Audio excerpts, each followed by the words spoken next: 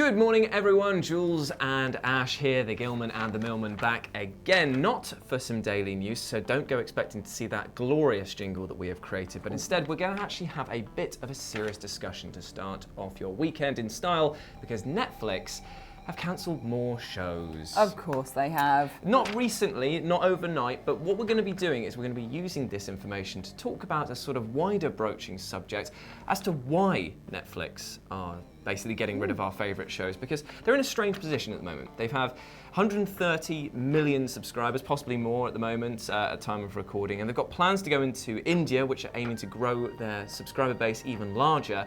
But at the same time, Netflix has reported growth targets being failed to hit their targets due to a record number of cancelled subscriptions. Now, this is the first time since 2011 that that's ever happened. Wait, you say growing into India? Yeah, well, what they're doing is basically they're expanding in the Indian market. That's their plan. They're going to launch a new service there that is going to be... I was going to say they're definitely already in India. Yeah, sorry, they're launching a new service in there which is going to try and capture a load of new people. Yeah. Because they wanted to, this year, to grab 4 million new international subscribers, but they captured just over half of these. So this, as you might expect, means that there's been even more pressure on the shows themselves to succeed, because obviously that's the main draw of the entire service. Yeah. And wouldn't you know it, there's been another slew of cancellations, and the two that we're going to be talking about in a little bit more detail are Tuca and Bertie and Designated Survivor. Yes. But the question remains, why have these shows been cancelled? That's what Ash and I are here to talk to you about. So Ash, what are your thoughts on this? Money in low numbers. Okay, thanks for watching, guys. Yeah, we'll see you soon. Bye. No, of course we are just joking. We are going to be talking about this in a little bit more detail. And I'll kick things off by talking about Tuca and Bertie. I just love the names. I think Tuca's just such a cute name. It's like Stanley Tucci. I love Tuca as a thing. Honestly, this is a really charming show. Yeah. It's like an animated show that was the same art direction as BoJack Horseman, so it looks fantastic, very quirky, very sort of like indie vibe to it, and it was like an all-female cast as well, so there was a lot more sort of like personality-driven stuff going on. There was the aim of the show was to tell sort of stories about women by women, and it was going to be sort of like dirtier storylines and make it sort just make it just sort of like a bit of like a palling around show, and talk about sort of relationships between other women. And I, to be honest, it was met with huge critical praise. Like everyone thought that it was really interesting. I've been recommended it about 17,000 times. I haven't actually got around to watching it yet, but I've been recommended it by a lot of people of the Fleabag variety as well. So I'm very excited to get onto it. It's a shame. Not that it's been cancelled. Yeah, I know, but it's a shame now because obviously they got one season out of it, and then Netflix said that they are cancelling it. There's not going to be a season 2, and it led a lot of people to say like, okay, why? And this one is pretty like on the nose. They just said it's basically because it just didn't draw enough of an audience. And you got to look at the sort of marketing behind this. It wasn't exactly pushed very hard.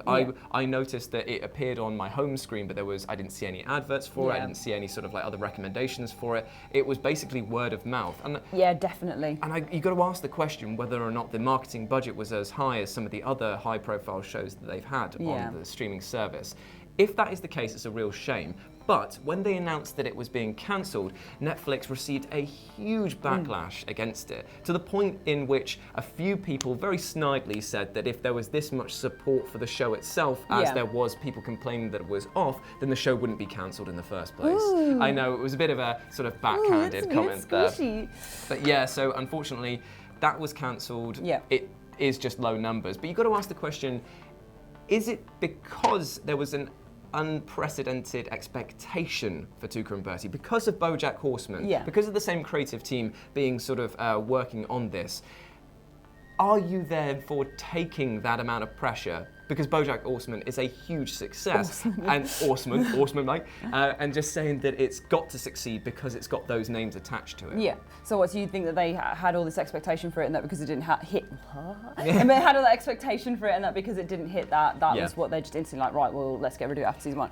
The thing with the way Netflix does things though is they usually have one season and then put everything behind it, and then they pie things off quite quickly after 1 or 2. Like it's 1 or 2, they put everything into it, and if you get a third one, is usually quite impressive. So it seems kind of normal for them to just try something out and then go, actually, maybe not. Well, there's a lot to be said about the actual sort of Netflix subscription model as a whole, because you've got even though there are some very long format shows on there, it does seem to really favour itself on one-shots, on documentaries and movies that they're making themselves now. Yeah. And you've got to ask yourself, are they potentially just seeing these sort of shows as being a bit either like throwaway? They're like, you know, maybe you're not an A-lister, so we're not going to put our full weight behind it. I don't know. Maybe it's as harsh as the that. way they approach movies and TV has been like there's two different prongs that they've got for this. Like I've got a load of stuff on the movie side of it, but their actual like viewership base is 2/3 of it is TV watchers. Like it's TV watchers. Right, okay. So the majority of people coming to Netflix are going there for the TV shows, and only 1/3 of them are there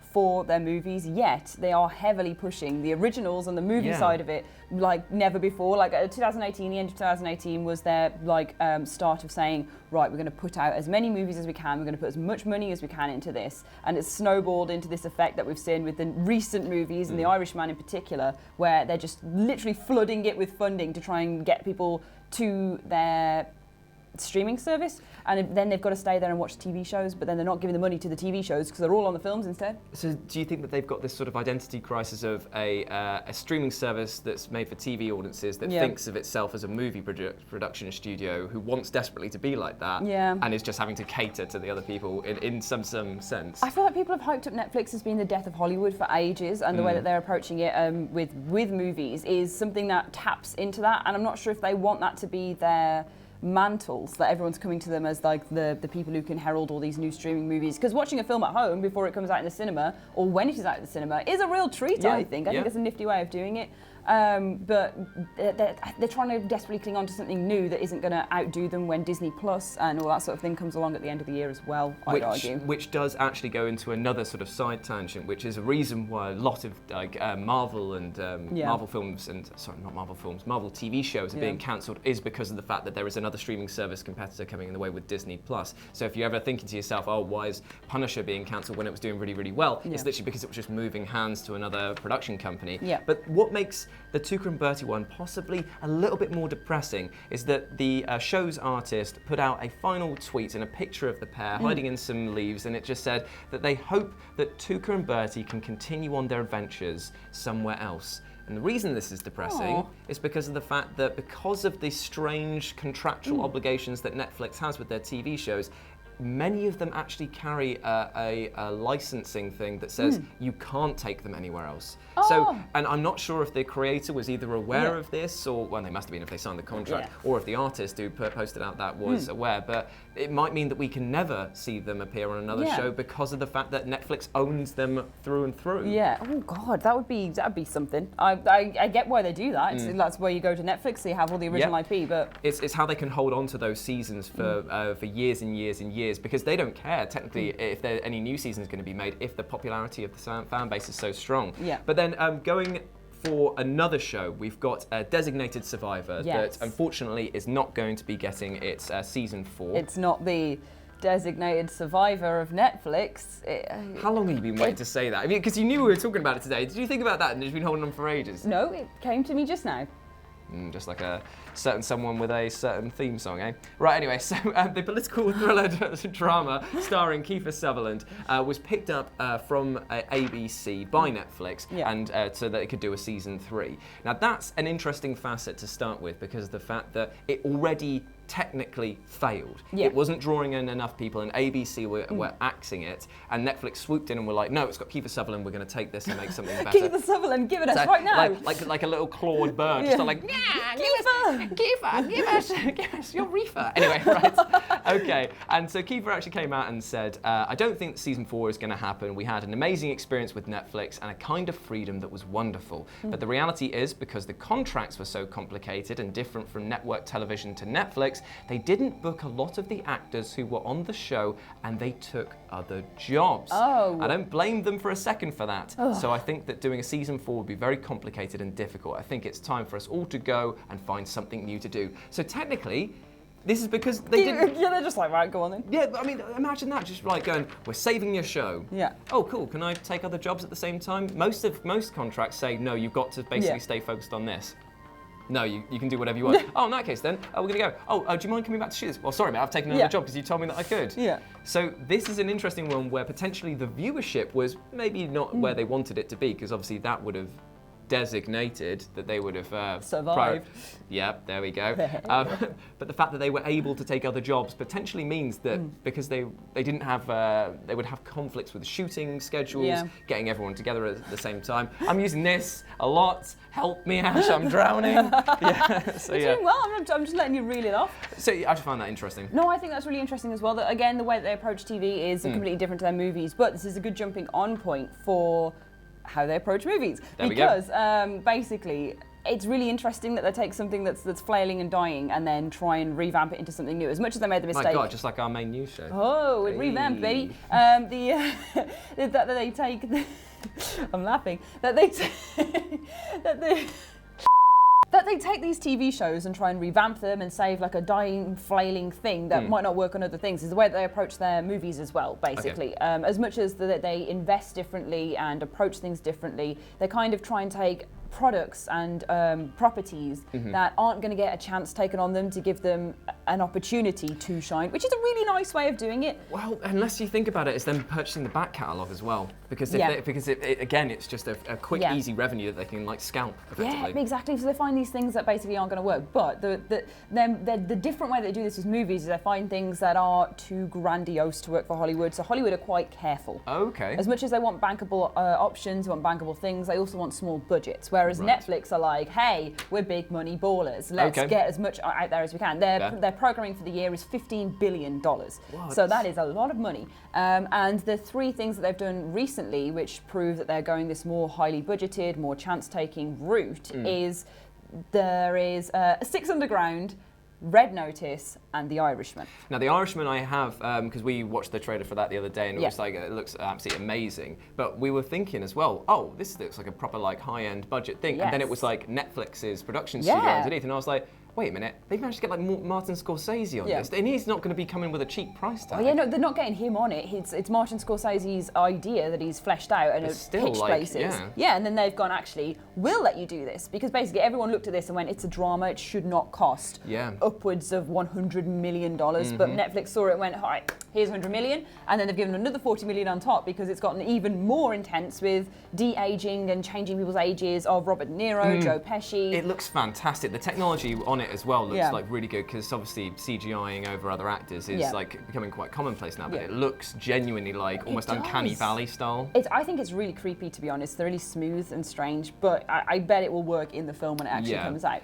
What's interesting though is that, do you think that the increased budget of that film and other films like that alone is putting again more pressure on these other TV shows to succeed, because it's basically taking money out of a pot that they're saying, well, we've got to make it back somehow, and if you're not making X, which has now been inflated to Y, then you're off. I think it does have something to do with it, because you've seen the drop in shares. There's 10% drop in shares because of the whole, they didn't amass as many subscribers as they thought they would by making their service more expensive, and they actually had a loss in American audienceship, which is the first time Netflix has had anything like that. So I think that they're going down new interesting routes, and they're using films as like the forward push for that, like the torpedo head of their new approach to filmmaking and earning money. But yeah, so they're literally dropping. I think Red Notice is the most expensive one that they have ever funded, which will be million. I was about to say, billion. Jesus!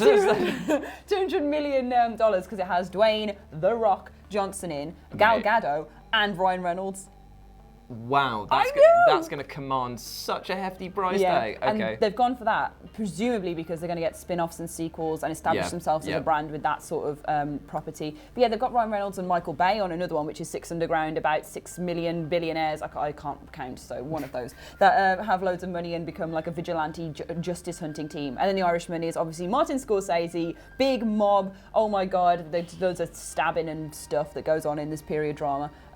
Presumably. But yeah, like they're literally fleshing out so much with all of this. Well, of course that's going to like have a knock-on effect to these other shows. Like, I mean, it's strange that these two in particular were the latest to go, Tuca and Bertie and Designated Survivor, because it's like, I guess they don't really represent like massive price tags, but I guess if they're going to spend as much money as they are on them, then they're just these little small things that they used to give these opportunities to grow and shine and do that. They're still getting the chance, because they've still got the money that they're earning from these things, as a Bird Box and Triple Frontier have proved.